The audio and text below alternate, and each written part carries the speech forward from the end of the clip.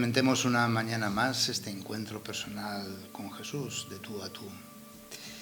Es experimentar su gratuidad, su compasión, su misericordia, que nos da confianza, nos da seguridad, y también experimentar el sufrimiento por mí. Y que ha quedado siempre pues en deuda. No tengamos otra deuda con los demás, sino el amor. Esa deuda pagar a Jesús por su amor, pues se da pagando a la familia, a los que tenemos al lado, a la comunidad. Escuchemos el texto del Evangelio propuesto, tomado del capítulo 18 de Mateo, versículos 21, hasta el capítulo 19, versículo 1. En aquel tiempo se adelantó Pedro y preguntó a Jesús: Señor, si mi hermano me ofende, ¿cuántas veces le tengo que perdonar? ¿Hasta 7 veces? Jesús le contesta: no te digo hasta 7 veces, sino hasta 70 veces 7. Y a propósito de esto, el reino de los cielos se parece a un rey que quiso ajustar cuentas con sus empleados. Al empezar a ajustarlas, le presentaron uno que debía 10.000 talentos. Como no tenía con qué pagar, el Señor mandó que lo vendieran a él con su mujer y sus hijos y todas sus posesiones y que pagara así. El empleado, arrojándose a sus pies, le suplicaba diciendo: ten paciencia conmigo y te lo pagaré todo. El Señor tuvo lástima de aquel empleado y lo dejó marchar, perdonándole la deuda. Pero al salir, el empleado aquel encontró a uno de sus compañeros que le debía 100 denarios. Y agarrándolo, lo estrangulaba diciendo: págame lo que me debes. El compañero, arrojándose a sus pies, le rogaba diciendo: ten paciencia conmigo y te lo pagaré. Pero él se negó y fue y lo metió en la cárcel hasta que pagara lo que debía. Sus compañeros, al ver lo ocurrido, quedaron consternados y fueron a contarle a su señor todo lo sucedido. Entonces el Señor lo llamó y le dijo: siervo malvado, toda aquella deuda te la perdoné porque me lo pediste. ¿No debías tú también tener compasión de tu compañero, como yo tuve compasión de ti? Y el Señor, indignado, lo entregó a los verdugos hasta que pagara toda la deuda. Lo mismo hará con vosotros mi Padre del cielo, si cada cual no perdona de corazón a su hermano. Cuando acabó Jesús estas palabras, partió de Galilea y vino a la región de Judea, al otro lado del Jordán. Dios todopoderoso y eterno, que en Cristo revelaste tu gloria a todas las naciones, continúa la obra de tu misericordia para que tu santa Iglesia, extendida por todo el universo, persevere establemente en la fe y en la confesión de tu nombre. Celebramos hoy a San Maximiliano María Kolbe. Aparentemente su existencia se podría considerar un fracaso, una derrota, pero precisamente en su martirio resplandece el fulgor del amor y el perdón, que vence las tinieblas del egoísmo, de la venganza, del odio. Se le atribuyen a él las siguientes palabras que habría pronunciado en pleno furor de la persecución nazi: el odio no es una fuerza creativa, lo es solo el amor. El generoso ofrecimiento que hizo de sí en cambio de un compañero de prisión, ofrecimiento que culminó con la muerte en el búnker del hambre, un 14 de agosto del 1941. Fue una prueba heroica de amor, donde se nos manifiesta la fuerza creativa del perdón y del amor. Nos encontramos meditando en los textos la segunda parte del cuarto discurso de Jesús en el Evangelio según San Mateo. Está dirigido a la Iglesia. Está dedicado especialmente a la convivencia fraterna y específicamente al perdón de la ofensa. Después de considerar la responsabilidad de la corrección fraterna, hoy, a diferencia de la pregunta cuantitativa de Pedro, y si el pecador se arrepiente y se corrige, ¿hasta cuántas veces le tengo que perdonar?, se nos instruirá sobre la calidad de nuestro perdonar humano. Como muestra, misericordia ha de ser a semejanza del amor misericordioso del Padre. Siempre confrontándose con el Antiguo Testamento, Pedro como interlocutor interroga a Jesús al respecto.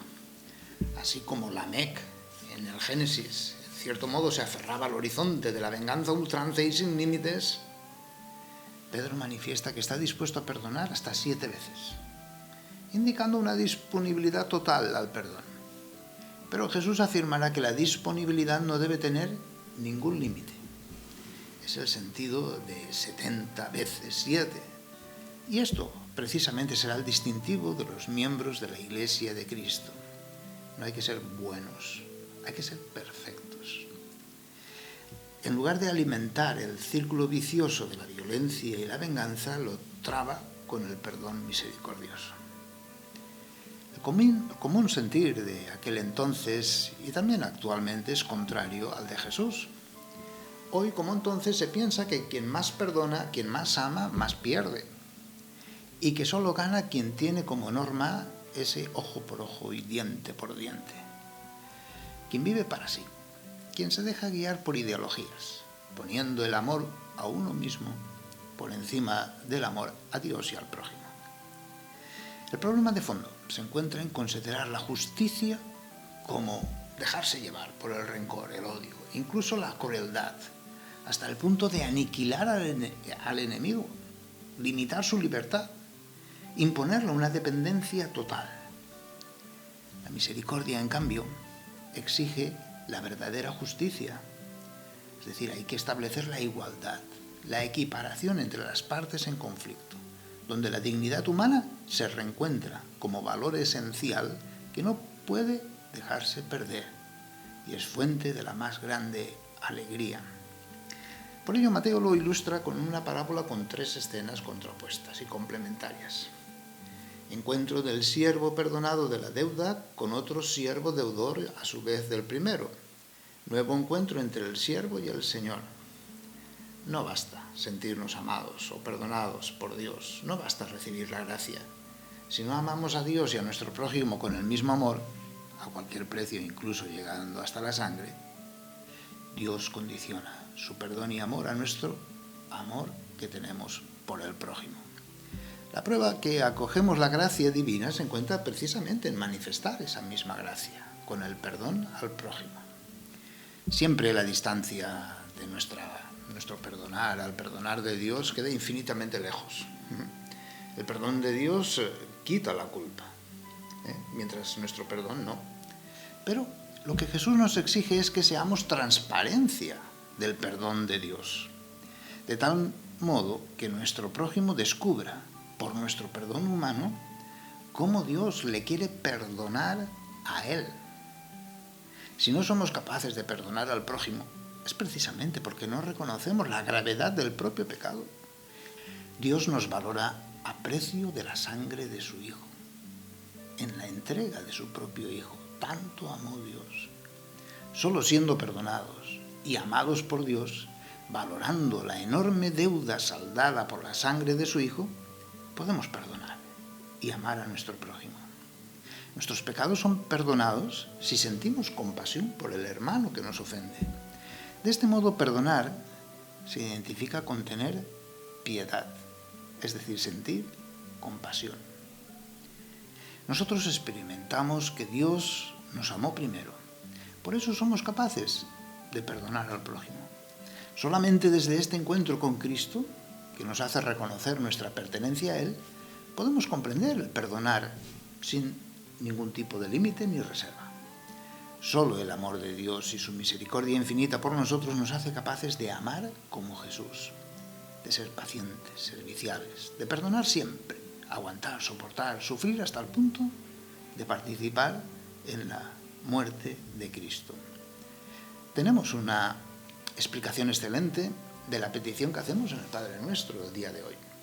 Perdona nuestras ofensas, porque también nosotros perdonamos, aquí y ahora, a los que nos ofenden. Porque si perdonamos, también Dios nos perdonará. La realidad del perdón llega a tal magnitud que Jesús condiciona la salvación o condenación eterna a perdonar al prójimo o negarle el perdón. Entendámoslo bien. La condición para aceptar el perdón gratuito se basa en el arrepentimiento sincero de corazón, en la aversión al pecado, en la promesa de no volver a pecar más, con la ayuda de la gracia de Dios, e iniciar una vida de santidad. Nos sabemos pecadores.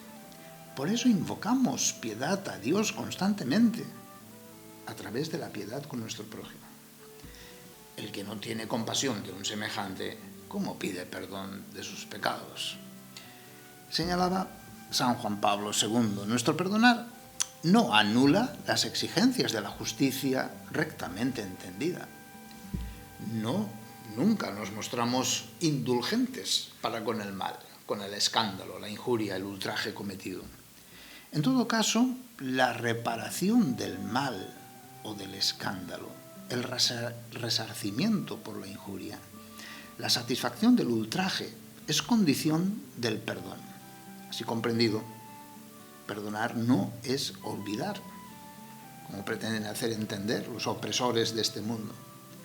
De otro modo resultaría inhumano o antihumano tener que soportar y aguantar siempre, tener que ser humillado por los demás, tener que ser siempre el que tiene que ser paciente. Es la ideología también actual, querer borrar todo tipo de memoria histórica. Cuidado con esto. En cada Santa Misa se hace presente el misterio de un Dios que nos ama, ofreciendo el único sacrificio de su propio Hijo, para que aceptando esta gracia que perdona pecados, podamos perdonar las secundarias, las pequeñas, hasta insignificantes ofensas de nuestro hermano. Recuerda la alianza del Altísimo y pasa por alto las ofensas. Contemplemos a Jesús feliz de donar su amor y su perdonar, su perdón infinito.